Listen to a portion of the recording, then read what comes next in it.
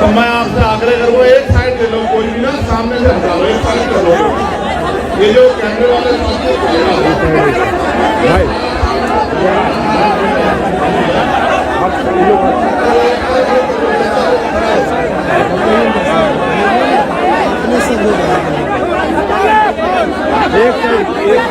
एक साइड उधर कीजिए।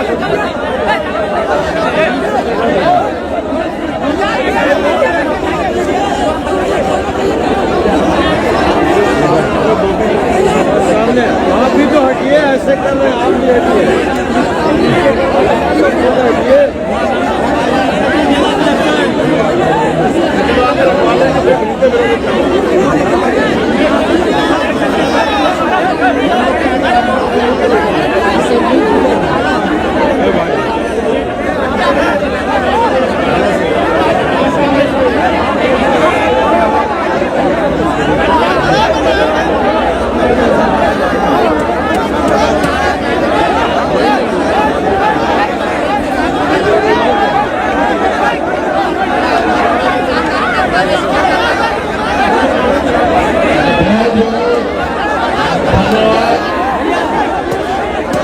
पहले तो मैं आज आप सबको बिहार के राजधानी पटना पहुंचने पर आपका बहुत बहुत स्वागत और अभिनंदन करता हूं। सम्मानित साथियों,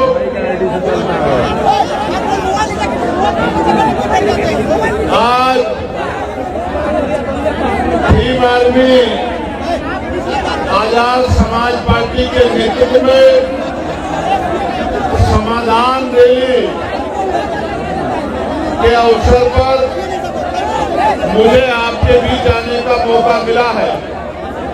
इसके लिए मैं यहाँ की लीडरशिप का, आर्मी आजाद समाज पार्टी के प्रदेश कमेटी का, परमंडल कमेटी का, जिला कमेटी का, विधानसभा कमेटी के नेताओं का बहुत बहुत धन्यवाद। आप जो जितना पे उतने पे कर लीजिए। आज समाधान रैली में अपनी बात को रखते हुए मैं सबसे पहले सभी धर्मों में जन्मे सभी संतों, गुरुओं और महान पुरुषों को नमन करता हूं। उनमें भी करुणा के सागर तथागत गौतम बुद्ध, संत शिरोमणि सद्गुरु रविदास जी महाराज, भगवान वाल्मीकि महाराज, गुरु नानक देव और संत कबीर जी को नमन करता हूं। साथ साथ ज्योतिबा फुले, छत्रपति साहूजी महाराज, डॉक्टर बाबा साहब अम्बेडकर, ईवी पेरियार रामानायकर स्वामी, पेरियार ललई यादव, बाबू जगदेव प्रसाद कुशवाहा, जननायक कपूरी ठाकुर, महाराजा चौहरमल, बिजली पासी, अर्जक संघ के संस्थापक सदस्यों में रहे चौधरी महाराज सिंह भारती, महामना रामस्वरूप वर्मा, मान्यवर दीना भाना वाल्मीकि और मेरे गुरु मान्यवर साहब काशीराम जी को नमन करता हूं।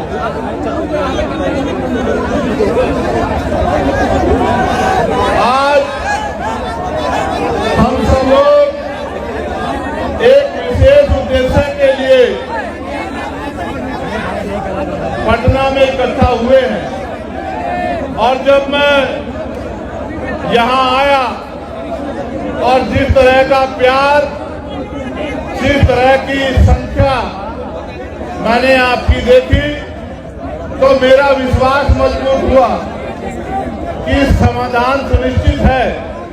आपकी समस्याओं का समाधान आने वाले कल में सुनिश्चित है, क्योंकि जब जब आप अपनी समस्याओं के लिए ईमानदारी से काम करोगे और समस्या का हल ढूंढने का प्रयास करोगे तो क्योंकि भारत में लोकतांत्रिक व्यवस्था है और बिहार तो लोकतंत्र के जननायकों में से बड़े बड़े नेता जिन्होंने बिहार में जन्म लिया, ये क्रांतिकारी धरती है।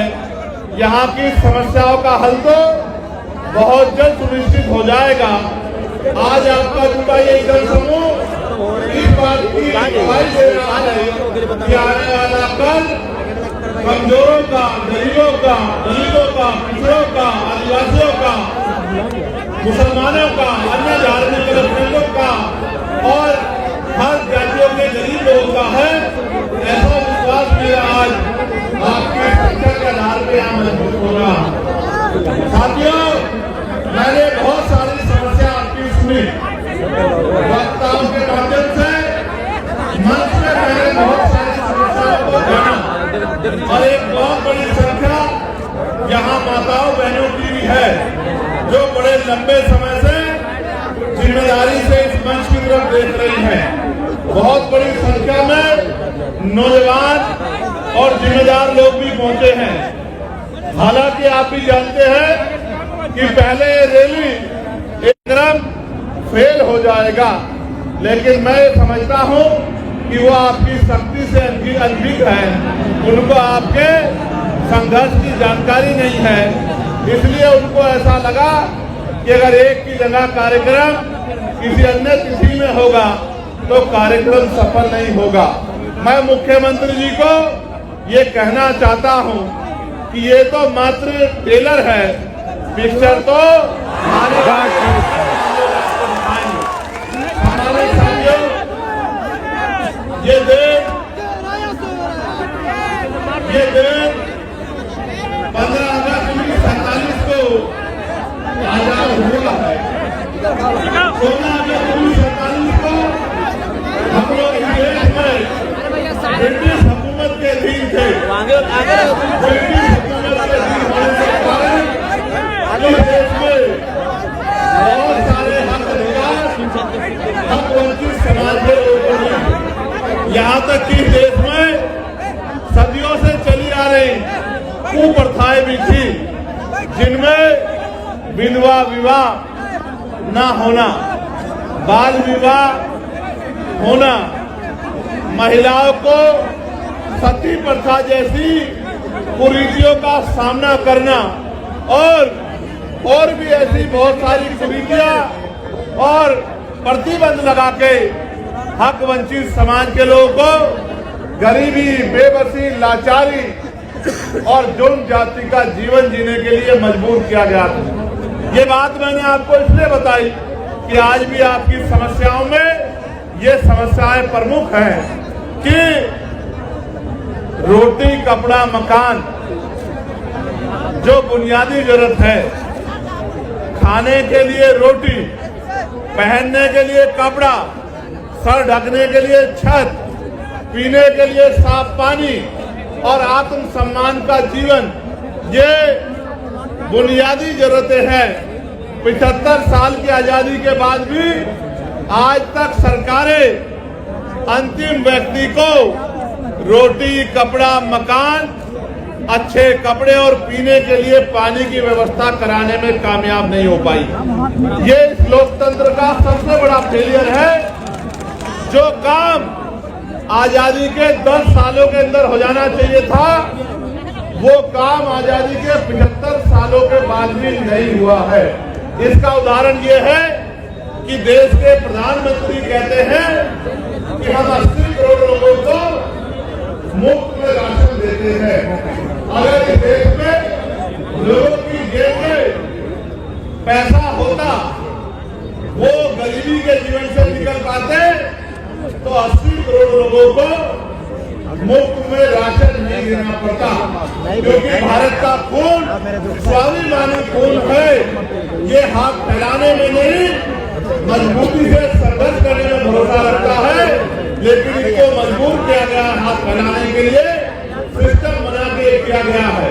मैं इसलिए आपसे कह रहा हूं और मैं तर्क के साथ आपको कहना चाहता हूं, मीडिया भी इस बात को दिखाएगा कि भारत के साथ साथ कई ऐसे अपनी कंट्रियां भी हैं, कई ऐसे देश भी हैं जो भारत के समकालीन या भारत के बाद आजाद हुए, और आज उन देशों में जाके देखोगे तो आपको एहसास होगा कि वो भारत से लगभग 50 साल आगे चल रहे हैं। जब एक समय में आजाद हुए देश अगर बहुत दूर ना जाके कहीं चाइना को देखा जाए, भारत की इकोनॉमी, यहाँ के नेतागण 5 ट्रिलियन बनाने की बात करते हैं। अगर हम चाइना की इकोनॉमी से उसकी तुलना करें तो हम 1/4 पर भी नहीं पहुंच पाए हैं। एक समय में आजाद हुए देशों में इतना अलग अलग तरह का आर्थिक गैर बराबरी का जो उदाहरण मिलता है, ये इस बात का उदाहरण है कि आज भी इस देश का अंतिम व्यक्ति बुनियादी सुविधाओं से वंचित है। और मुझे कहने में कोई परहेज नहीं है कि इनमें भी दलित, आदिवासी और पिछड़े वर्ग के लोगों के हाल बहुत बुरे हैं। आज भी हमारी बहनों को घर चलाने के लिए कोल्हू पे काम करना पड़ता है, भट्टों पे काम करना पड़ता है, दूसरों के जमींदारों के खेतों में काम करना पड़ता है, सर पे ईंटें उठानी पड़ती है।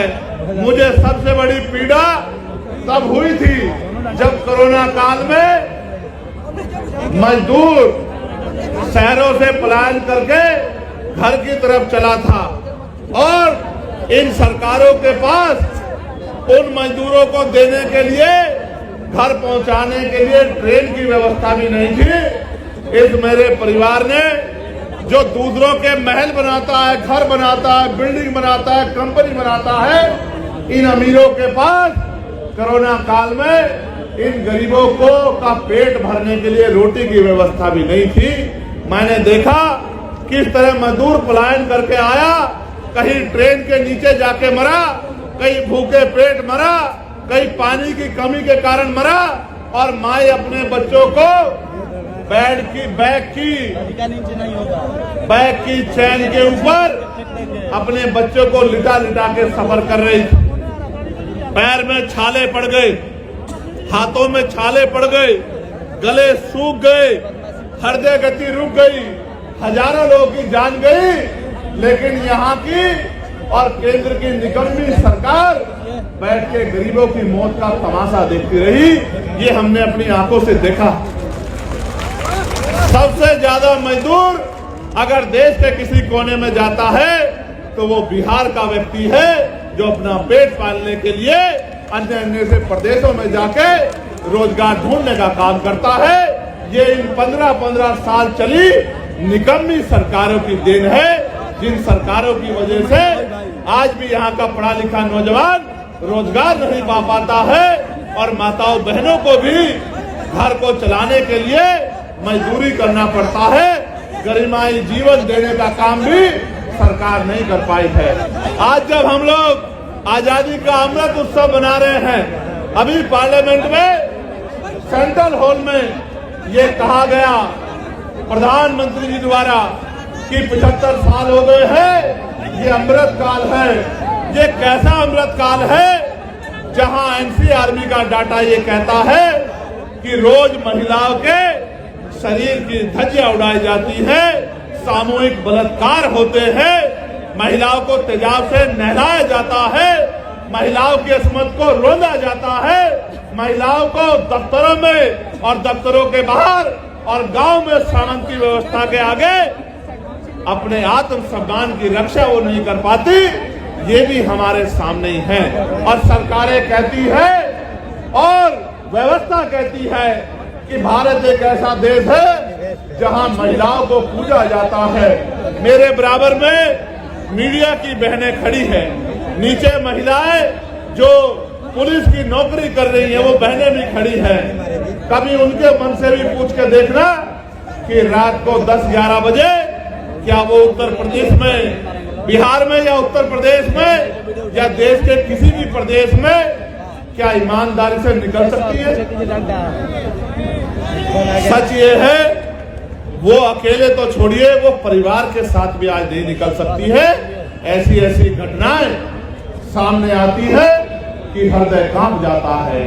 और कुर्सी में बैठे नेता और उनके चाटुकार अधिकारी ऐसी ऐसी घटनाओं पे आंखें बंद कर लेते हैं। जब मैं बिहार के साथियों से बात करता हूं तो पता लगता है 13 साल की बच्ची का रेप हुआ, 12 साल की बच्ची का रेप हुआ, 15 साल की बच्ची गायब हो गई, 2 सगी बहनें गायब हो गई, कहीं मार के 2 बहनों को लटका दिया गया।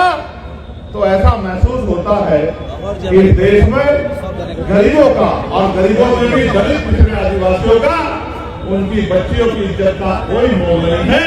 यहाँ देश में कुत्ते, बिल्ली, बकरी, गाय, गधे, घोड़े की इज्जत है, उनके भी सम्मान है, लेकिन इंसानों का सम्मान नहीं है। तो ये महसूस होता है कि ये सरकारें किसका काम कर रही है? क्या ये गरीबों का काम कर रही है या ये अमीरों का काम कर रहे हैं? जहां हमारे सेना में घोर जातिवाद और अपमान का सामना करने वाले हमारे साथी भी यहाँ मौजूद हैं, जो लंबे समय से इस गैर बराबरी और इस अन्याय के खिलाफ लड़ रहे हैं। लेकिन मुझे बड़े कष्ट के साथ कहना पड़ रहा है कि ये सत्ता के पास भी गए और विपक्ष के बड़े बड़े नेताओं के पास भी गए, लेकिन इनकी समस्या का समाधान सरकार नहीं कर पा रही है। इसका मतलब सरकार नहीं चाहती कि सेना के साथियों के तिरंगे को उठाने वाले साथियों का सम्मान होना चाहिए। सम्मानित साथियों, मैं किस किस की पीड़ा आपके सामने रखूं? मैं तो ये समझता हूं आज नहीं तो कल इस देश के नौजवान को अपने गरिमाई जीवन के लिए संघर्ष करने के लिए खड़ा होना पड़ेगा। और जब तक इस देश का नौजवान, और इस देश में भी बिहार का नौजवान अपने पैरों पे खड़ा होके इस जुल्म, जाति, गरीबी, बेबसी, लाचारी की बेड़ियों को काटने का काम नहीं करेगा, तब तक इन सत्ता में बैठे फर्जी मसीहाओं के जरिए आपकी जिंदगी बदलने वाली नहीं। सम्मानित साथियों, आप ये जानते हैं कि हमारे संतों, गुरुओं, महान पुरुषों ने अपने बच्चों का बलिदान देके इस देश में संविधान के रूप में एक इतनी बड़ी शक्ति हमें दी, एक जीवित ग्रंथ हमें दिया जो संविधान अंतिम व्यक्ति को भी सम्मान का जीवन दिलाने की बात करता है, जो अंतिम व्यक्ति को भी गारंटी देता है रोटी, कपड़ा, मकान की, जो महिलाओं को भी पुरुषों के बराबर मुख्य धारा में खड़े होकर सम्मान का जीवन देने की गारंटी देता है। लेकिन सम्मानित साथियों, आज जब हम आकलन करते हैं, चिंतन करते हैं, तो हमें महसूस होता है कि देश संविधान से नहीं चल रहा है। सत्ता में बैठे अहंकारी लोग संविधान को ताक पे रख के प्रदेश को और देश को चलाने का काम कर रहे हैं। नौजवान परेशान है, किसान परेशान है, सेना का जवान परेशान है, होमगार्ड के भाई परेशान है, चौकीदार परेशान है, महिलाएं परेशान है, ममता बहनें परेशान हैं। और अगर कोई परेशान नहीं है तो आपके राजभवन में और आपके विधानसभा में बैठे आपके नेता जो मोटी मोटी तनख्वाह लेके अपने बच्चों का ध्यान रखते हैं, अपने बच्चों को विदेशों में पढ़ाते हैं, अपने बच्चों का इलाज प्राइवेट हॉस्पिटल में कराते हैं और गरीब जनता को जुमला बोल बोल के बेवकूफ बनाने का काम करते हैं। मैंने पार्लियामेंट में अंतिम व्यक्ति के आवाज उठाने का काम किया, चाहे होमगार्ड के भाइयों की समस्या हो, चाहे चौकीदार भाइयों की समस्या हो, चाहे आशा आंगनबाड़ी बहनों की समस्या हो, का काम किया। पार्लियामेंट में मैंने ये कहा कि इस देश को अगर आगे बढ़ाना है तो इस देश में सबसे पहले ये जो शिक्षा का बाजारीकरण किया गया है, इस बाजारीकरण के जरिए जहां महंगी शिक्षा एक तरफ है, जहां अमीर के बच्चे पढ़ते हैं, और एक तरफ सरकारी शिक्षा है जहां गरीब के बच्चे पढ़ते हैं, इस भेदभाव को खत्म करना होगा। और प्रधानमंत्री, राष्ट्रपति से लेकर मुख्यमंत्री, विधायक, सांसद और क्लास वन के अधिकारी से लेकर 4 क्लास के कर्मचारी तक के बच्चों का, गांव के सरपंच से लेकर और विधायक, MP सबके बच्चों का की पढ़ाई सरकारी स्कूल में होनी चाहिए, जहाँ किसान का बच्चा बैठ के पढ़ता है, जहाँ मजदूर का बच्चा बैठ के पढ़ता है, उसी टेबल पे मंत्री, विधायक, सांसद, मुख्यमंत्री, राज्यपाल का बच्चा भी पढ़ना चाहिए। तब जाकर जब डीएम का बच्चा उसी कुर्सी में क्लास में बैठा होगा, जब एसपी का बच्चा उसी क्लास में बैठा होगा और आपके मेरे गरीब परिवार का बच्चा भी उसी क्लास में बैठा होगा, एक समान शिक्षा मिलेगी, तब जाके शिक्षा के दरवाजे परमानेंट के लिए, गरीबों के लिए खुल जाएंगे और ये गरीब अमीरों को पछाड़ के अपनी गरीबी की बेड़ियां काटने का काम करेंगे। जब मैंने आवाज उठाई तो सत्ता में बैठे लोगों को बड़ी तकलीफ हुई।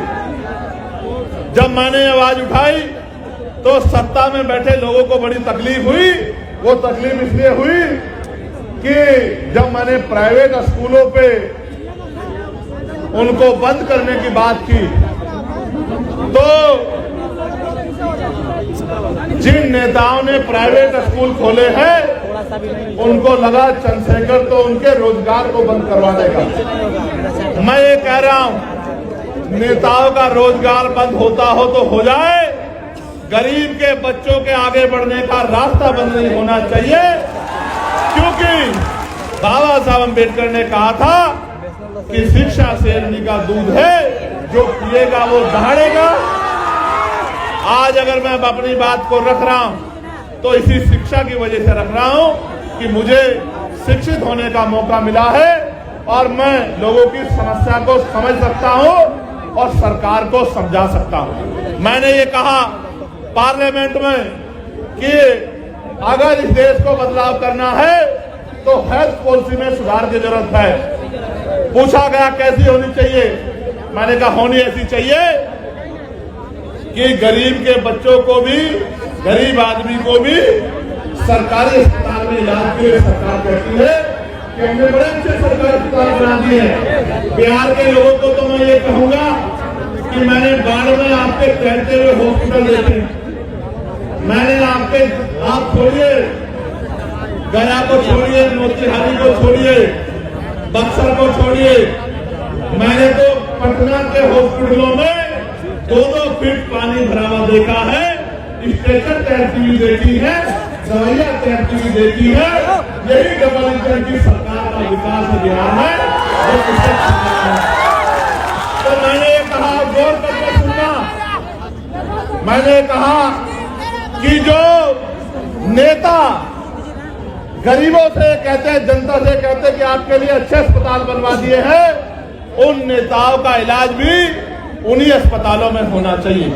नेताओं का इलाज तो प्राइवेट हॉस्पिटल में होता है, विदेशों में जाके होता है, फोर्टिज में होता है, मैक्स में होता है, और गरीबों का इलाज सरकारी अस्पताल में होता है, जहां डॉक्टर नहीं है, जहां दवाई नहीं है। डॉक्टर के पास जाओगे तो ऐसा व्यवहार करेगा।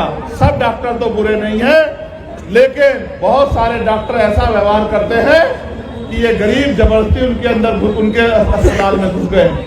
दवाई नहीं मिलेगी, कोई मशीन नहीं है, एक्सरा, ईसीजी, एमआरआई, कोई मशीन नहीं है। बाहर से टेस्ट कराओ, जेब काटने का काम होगा।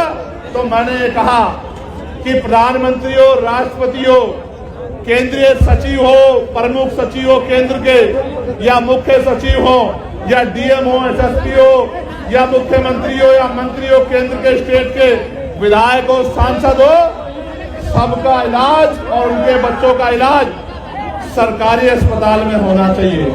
जब उनका इलाज सरकारी अस्पताल में होगा तो आप देखना डॉक्टर भी होंगे, दवाई भी होगी, टेस्ट भी होंगे और गरीबों की जेब भी कटनी बंद हो जाएगी। ये बात मैंने पार्लियामेंट में रखी।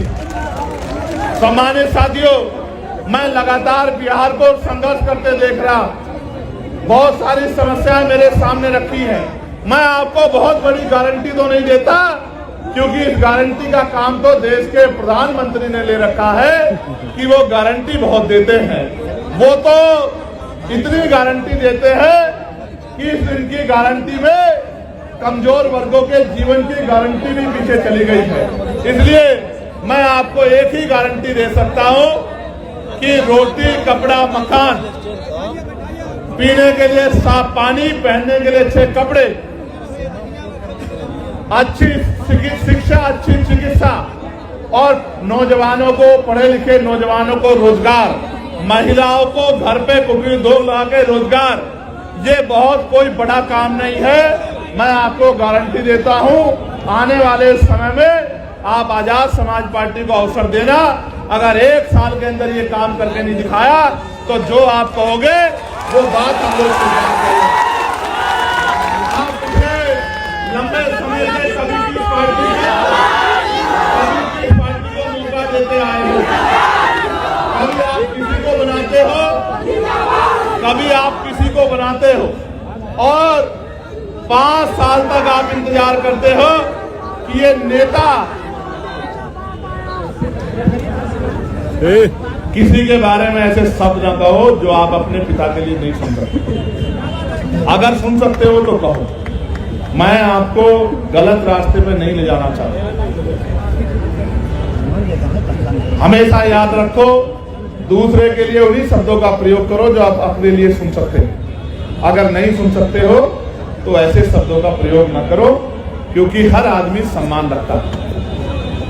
हमारा उनका राजनीतिक विरोध है, उनके कार्यशैली अच्छी नहीं है, हम उनकी आलोचना कर सकते हैं, उनके द्वारा बोले गए झूठ को बेनकाब कर सकते हैं, जनता के सामने उनकी असलियत को रख सकते हैं, लेकिन किसी को गलत कहना व्यक्तिगत रूप से ये अच्छा नहीं है। इसलिए मैं अपने साथियों से कहूंगा कि वो समझदार बने।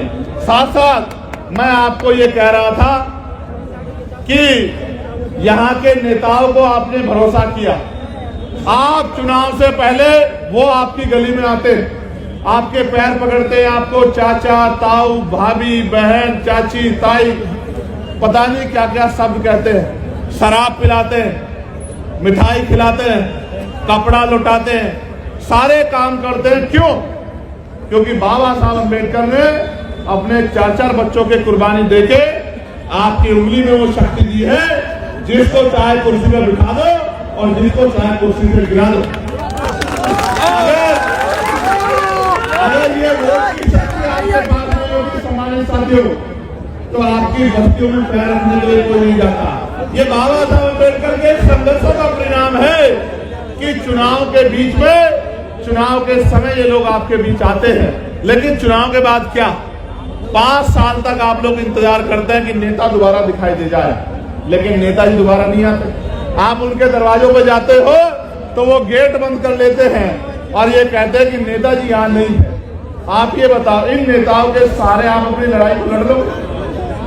मैं आपको 3-4 समस्या यहाँ की रखता हूं, जो साथी यहाँ उपस्थित भी हैं। एक समस्या जो बड़ी समस्या है वो हमारे होमगार्ड के भाइयों की है।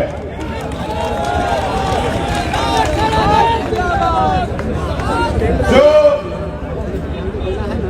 विज्ञापन संख्या 2/2/2011 की बहाली 2022 में ली गई, 13 वर्षों के विलंब से बहाली की गई। इसके बावजूद भी फिजिकल, मेडिकल एवं औपबंधिक मेगा सूची नाम रहते हुए इन लोगों को नियुक्ति नहीं दी जा रही है। होमगार्ड, जबकि जहानाबाद जिले में और अन्य जिलों में होमगार्ड के बहुत सारे पद खाली हैं, फिर भी सरकार इनकी बहाली नहीं कर रही है। इन्होंने मुझसे आग्रह किया है कि आप हमारी आवाज को पार्लियामेंट में भी उठाएं और हमारी बहाली कराने का काम करें। मैं होमगार्ड के भाइयों को विश्वास दिलाता हूं, मगर विश्वास दिलाते मैं ये भी कहना चाहता हूं, जब सरकार इतने बड़े पैमाने पर निजीकरण करेगी तो कल जो आरक्षण रूपी अधिकार हथियार आपको मिला है वो तो बेसर हो जाएगा।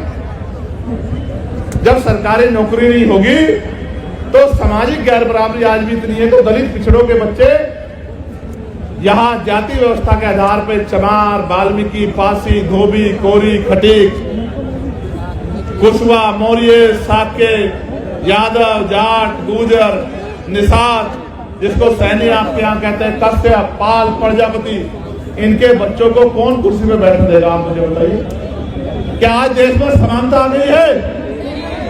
तो इनके बच्चों को कौन कुर्सी पे बैठने देगा?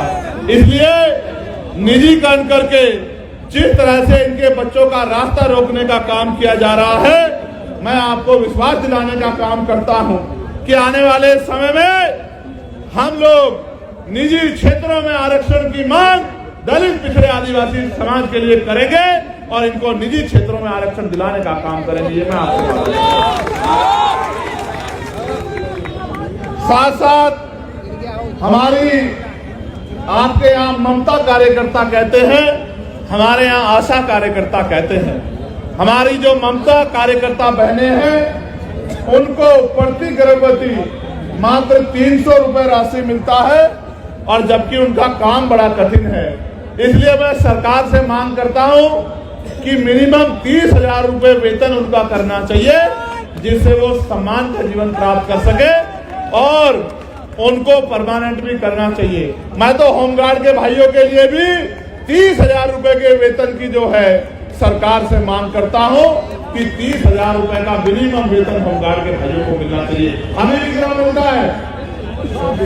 24,000। अभी तुमको तो मिल ही रहा, लेकिन जो लगे उनको तो 30,000 मिलना चाहिए। जब आप लगे आपको भी 30,000 रुपए मिलना चाहिए। ये मांग मैं सरकार को करता हूं।